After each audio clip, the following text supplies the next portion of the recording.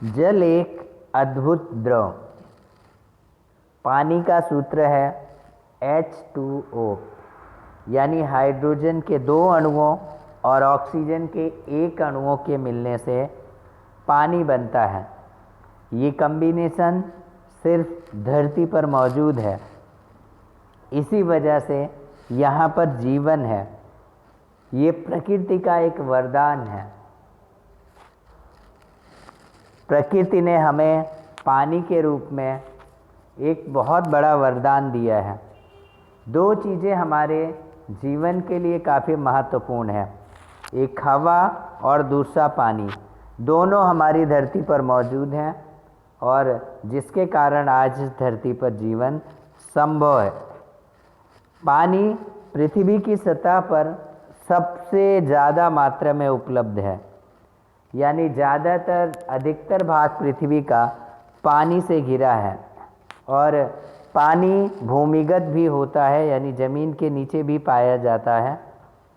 जल की कुछ मात्रा जल वाष्प के रूप में वायुमंडल में भी पाई जाती है। बहते हुए स्वच्छ पानी की कलकल धारा हमारे मन को मोह लेती है। आइए ऐसा एक छोटा सा वीडियो देखते हैं, फिर लेसन को आगे बढ़ाएंगे।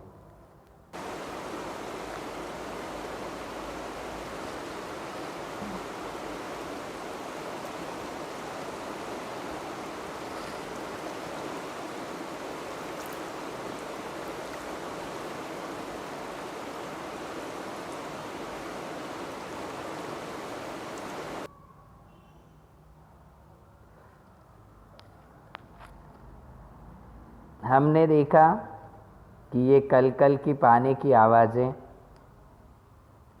इसी तरह की आवाज़ हमें सुनाई देती है जब पानी बहता है। अपने फुल फ्लो में पानी बहता है तो इस तरह की आवाज़ें हमें सुनाई देती हैं। जैसा अभी हमने बात की कि पानी भूमिगत भी होता है और जल की कुछ मात्रा वायुमंडल में भी पाई जाती है। पृथ्वी की सतह पर पाया जाने वाला ज़्यादातर द्रव समुद्र और महासागरों में है। कहाँ पर मौजूद है? समुद्र और महासागरों पर। शुद्ध जल बर्फ़ के रूप में दोनों ध्रुवों और बर्फ़ से ढके पहाड़ों पर पाया जाता है। भूमिगत जल जो होता है नदियों, झीलों और तालाबों के रूप में होता है। ये जल भी शुद्ध होता है। फिर भी इस जल की जो उपलब्धता होती है वो विभिन्न स्थानों पर अलग अलग होती है। गर्मी में अधिकतर स्थानों पर पानी की कमी होती है। ग्रामीण इलाकों में जहाँ पर पानी की व्यवस्था नहीं है, वहाँ लोगों को अधिकतर दूर से जल लाने में काफ़ी समय व्यय हो जाता है। हमारे देश के कई ऐसे भाग हैं जहाँ पर पानी की किल्लतों के बारे में हमने समाचार पत्रों में और न्यूज़ चैनलों के माध्यम से देखा है और समझा है।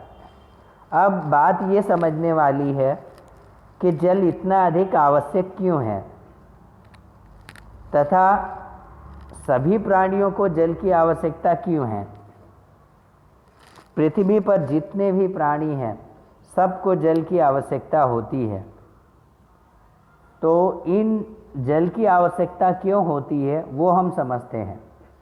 शरीर के अंदर होने वाली सभी क्रियाएं, प्रतिक्रियाएं जो हमारे शरीर या कोशिकाओं के अंदर होती हैं वो जल में घुले हुए पदार्थों में होती हैं।